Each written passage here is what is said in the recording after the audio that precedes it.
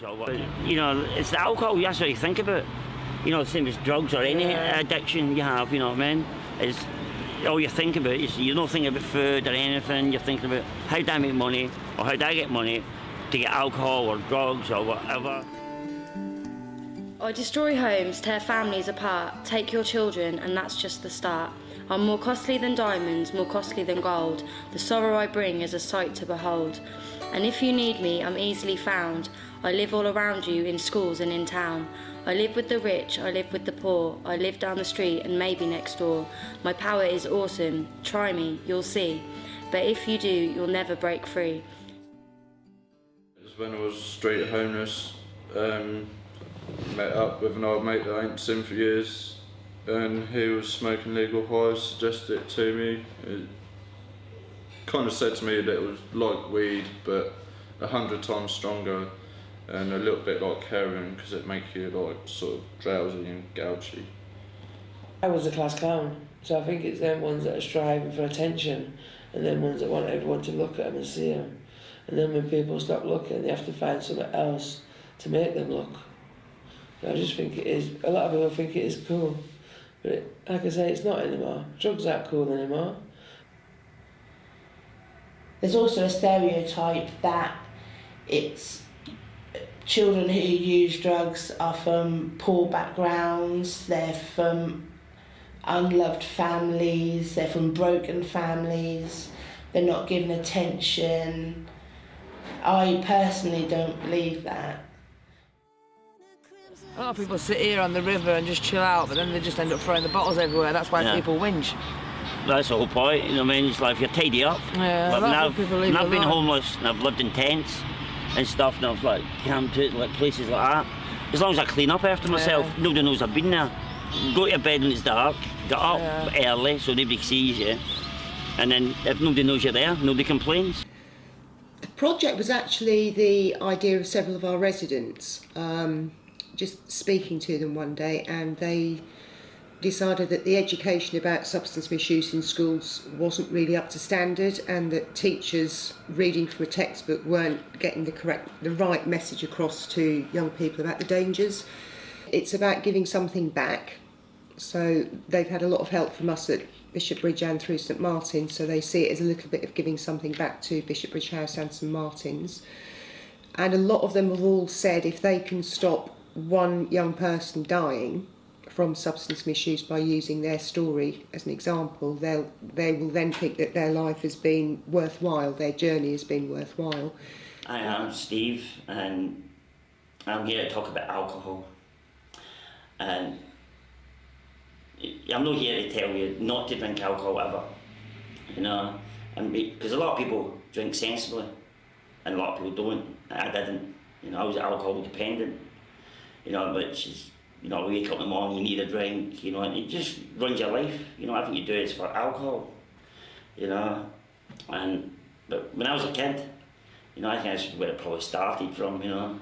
It's like when I was right young, you know, when I went to family parties, you know, like my father, my uncles, my grandfather, they would all drink to get drunk. That was the whole purpose, you know. So that's what you learn that, you know. And then like 13, 14, you know, we'd go out, you know, buy some cider, some beer, but we'd buy it on purpose enough to get drunk with, you know what I mean? So we would drink to get drunk, really. But not always would do that. Some of my friends would turn up with like 2, 3 cans, maybe even 4. You know, you're like, what are you doing with that? No, big girl or whatever, you know. But they were the smartest ones. I started smoking cannabis at 12. Showing off, really. Everyone did it. I wanted to be in the cool gang. So I tried it. I didn't really like it. I think every time I did it I threw up. But everyone else did it, so I just followed. At 15, I met my dad, well, father, as you call him. And he spiked my glass of amphetamine. And that's the first time I've seen him since I was 3. He thought it made me open up and talk to him. But then in the end, he got me addicted to it. When my mum found out that I'd contacted my dad, she threw me out straight away. No hesitation. I stayed at his the Friday night and the Saturday morning, my clothes were on his doorstep. I didn't even know, as you know, I was there. So I ended up living with him for 6 months. I was addicted to amphetamine, and he used to give me grams and sometimes make me buy it off him, so it was my dealer in a way, but I didn't see anything wrong with that, because my mum told me he was into drugs and stuff, so I thought, oh, it's normal. But now I realise how wrong it was. It took me years to realise how wrong it actually was. I think it only sank in a few years ago. Oh my God, my dad drugged me. You know, at the time I didn't see it like that. My stepmom hated me, so eventually she got me kicked out. She didn't like the bond between me and my dad, because we were quite close, obviously because of the drugs. So she got me kicked out. I ended up living on the streets. What's the time you're sleeping rough, though, you know what I mean? People hide stuff, don't they? They might take the shoes off and put them inside the sleeping bag and stuff, don't they? Or if they've got a phone, put it down your boxes or something. I've had phones stolen, you know what I mean? People know, like, I was in Bath, and there was a place we could sleep underneath the car park next to the police station. Yeah. Because people knew you were there, they'd just come down and go, People stole off a homeless person. Yeah, you get a phone, and that's the only way you know what I mean, like, with a dole, the only way you can contact them is by phone, you know what I mean? And they take your phone. And you're That's like, shocking, you know what I isn't mean? it? I couldn't imagine taking off someone that's got nothing. This bit here looks like a good place, nice and sheltered, out of the way, but it's in the middle of this town. You'd rather sleep down here in the doorway, because it's out the way. You don't want people to see you, you want to be out of the way. You know what I mean? If you're there, you know what I mean? People will. walk past it. It's Wales, what? They're drunk and stuff. So you might have, a lot of people do kick people in, but I don't know why. Is it like showing off to the friends or something? Oh, I'm mad, I can kick someone in that's asleep. Well, people can end up on the streets for all sorts of reasons, really.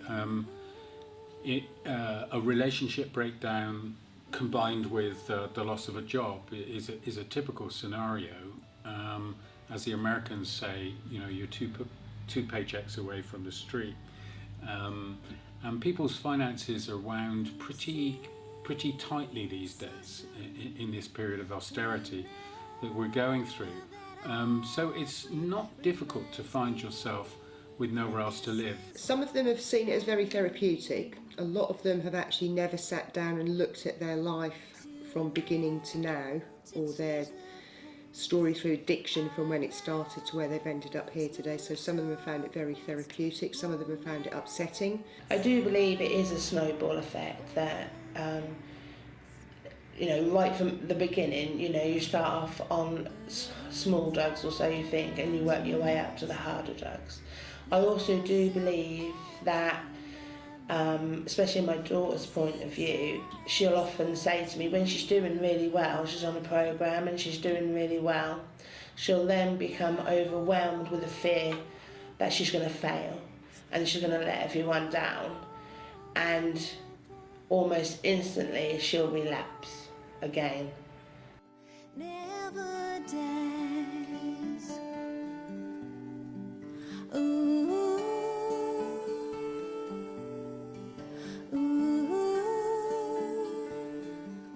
Some people intentionally commit crimes to go to prison, especially when it's cold, because they can survive on the streets in the summer, but when it gets cold, they'll deliberately get caught shoplifting or something because they want to go back to prison, because they want a roof over their head and they want free meals and they want that security in a way. It's just that security, you know, you've got people around you, and if there's something wrong with you, you can just go tell someone. Yeah. But when you're on the streets, who do you tell? Who really cares? I must walk past people every day that's on drugs, and it doesn't enter my head to think, oh, I want heroin. I'll never touch heroin again. But you just got to be ready. I mean, I work under one roof volunteering, and you get a lot of addicts or ex-addicts coming up there, and I don't think, oh God, you're on it. I want to help them. I want to try and show them that they can do something. Like, I've come clean, and now I'm hopefully going to get a job. But when you're on it, a lot of people have said to you, oh, no one will ever give you a job, rah, rah, rah, what's the point? So you think, oh, well, sorry, I'll use again. We're certainly seeing a lot of residents using legal highs here in the hostel. It's one of the things that we're highlighting quite severely in the presentation, simply because it's one of the most worrying things for young people, that word legal, that they're going to use them because they can't see any penalty from using them. The scary thing is that they are causing deaths, and we need to get that message across to the young people. We've had deaths here in the hostel that we believe have been attributed to legal highs. We've had to deal with the fallout from some of our longer term residents that have been using other substances, turning to legal highs instead. So that the fallout it's dreadful, really. Let's say, again, it's about raising awareness with young people, 13, 14-year-olds. If I was to say to you 24 hours previously to this picture, this young man was 20 years old. He was playing football in the park with his friends. He had his whole life in front of him. Never touched drugs in his life. They went to a party that night and they all decided to try some legal highs. 24 hours after this picture was taken, this young man's mother turned his life support machine off because the brain damage he suffered was so severe. So just think about that. You know, and that's been a vicious circle for me for many, many years. And then eventually I would get made homeless, you know, when it came to rent and eat properly, that kind of thing. You know, but even when I was homeless, I wouldn't even admit I had an alcohol problem. You know, I'd lie to myself. You know, why would I lie to myself? You know, that's just the way addiction is. You know, and I knew why I was lying to myself, because as soon as I admitted I was an alcoholic, I would have to do something about it. I'd have to get help, you know. But, you know, even being homeless, that's not the worst thing that's ever happened. It's the violence that comes in. Because when you're intoxicated, you're defenceless. You know, some people are bad drunks, some people are happy drunks. You know, but at the end of the day, when you're intoxicated, you can't defend yourself or anything. You know, so my message to you guys is don't drink to get drunk. Okay? Thank you. Ideally, we just want them to think. Anyone that has worked with me on this, their back line to this has been, if I can just stop one child following in my footsteps. So we know we're not going to stop every child experimenting with substances, but what we want them to do is just stop and think about it. And it's as simple as that. Before they try dabbling and think, oh, hang on, I had that talk, maybe I won't, or maybe I'll just be sensible, maybe I'll ask a few more questions.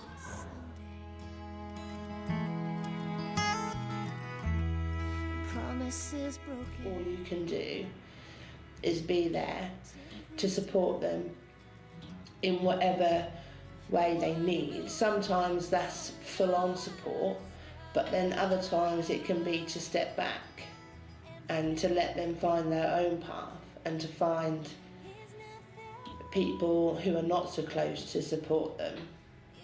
Because sometimes as a family you can add pressure to that person.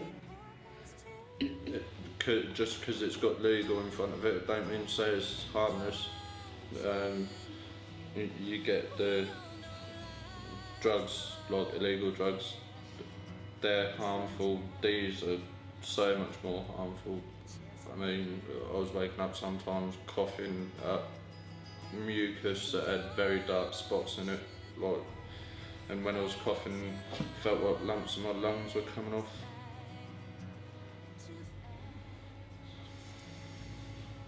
I want all the negative things that have happened to me in my life to enable me to make a difference to other people's lives. I've been clean 6 years and I'm still fearful of people finding out my past because I'm scared of being judged.